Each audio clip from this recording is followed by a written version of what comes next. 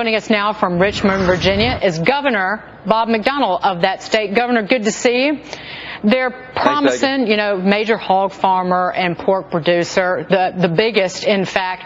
They're promising to keep the jobs there, not move the company. The management will stay in place. Are you okay with this deal? Of course, I've just found out about it yesterday. This is the largest hog producer in the world, one of the largest employers in Virginia. And it's hard to move a hog farm, so I think that a lot of the jobs in the establishment will stay in Virginia. And the reason that I've learned, they've stated publicly for doing this, is to export more hogs and products from America to China, because we got 1.3 billion people there, and they trust food safety here in America in the West. So I think it could be good for Virginia and our jobs long term. Certainly good for the shareholders, a 31% premium on the value. And so I think they felt it was a deal they couldn't refuse. Have you called management of Smithfield? Have you put in a call to Joe Luter, the chairman of the company, just to kind of get some more detail on it?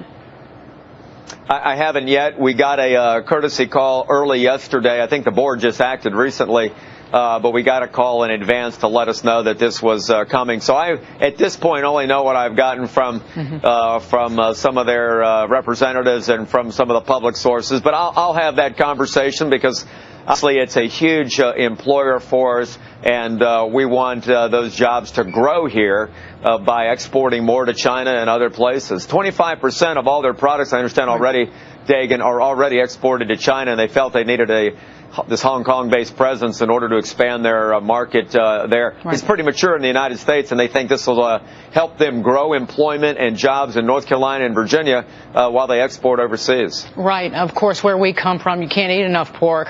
Right. I want to talk about about jobs overall. The unemployment rate in the state of Virginia is now at 5.2%, down from 7.3% when you took office. But that has fallen just in lockstep. Now, lockstep with the overall unemployment rate. Although the national average is still higher at 7.5%, it has fallen in the same step with it. So, and how much credit do you deserve anyway? Is it mostly government jobs or largely government jobs? No, in fact, it's only 9% government jobs. We've had about 171,000 net new jobs, Dagan, in Virginia over these last 3 years, and 9% are government jobs, even though we have that proximity to D.C. and Northern Virginia. It's technology, it's biotech, nanotech, it's aerospace, it is some defense contracting, it's tourism, it's agriculture has been a huge part of that. So listen, the government, in my role, has been to keep taxes and regulation low, to keep our strong right to work laws, to bolster our education opportunities, especially in the STEM disciplines, and to be positive about business. I've taken 8 international trade trips to sell Virginia around the world. Just got back from China and Japan for 17 days. So we're telling the Virginia story, and I think that's why we got the second lowest unemployment rate in the Southeast now, is people like doing business in Virginia. Those changes, though, that you talk about, taxes, though, there are plenty of conservatives that do not like what you've done in terms of you got rid of the gas tax, but then added a wholesale fuel tax and then increased sales taxes in the state to fund transportation.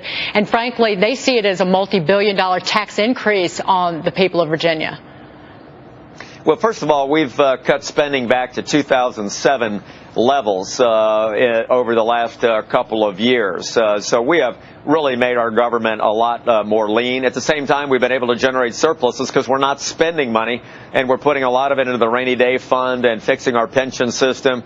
But transportation has been a nagging problem for 30 years. And you're correct. There are going to be some additional revenues raised in Northern Virginia and Hampton Roads, which are the 1st and 20th most congested places in the country. And, just like Reagan did in '83, raising the gas tax, he said, look, there aren't any free lunches, and we got to make sure our infrastructure doesn't crumble. So, yeah, we did make that decision. But overall, we are a low-tax state. We govern very fiscally conservatively, and it's a good place to do business. That's why we have low unemployment. Well, I'm going to be in Virginia Beach in about a month's time, and I can tell you that my relatives and friends will be chewing my ear off about the higher taxes down there, so I know they're not going to be happy. But, Governor, it was well, good. You'll be able to get there a lot faster because the roads are going to be better. Okay, I'm going to call you about that if it takes. Okay. I'm just kidding. Governor, it was great to see you. Thank you so much, Governor. Thanks, Dagan. Bob McDonnell. Spend a lot of money in Virginia Beach. Oh, yeah, I will. I'll get sunburned. That's about Thanks. it. Thank you, Governor.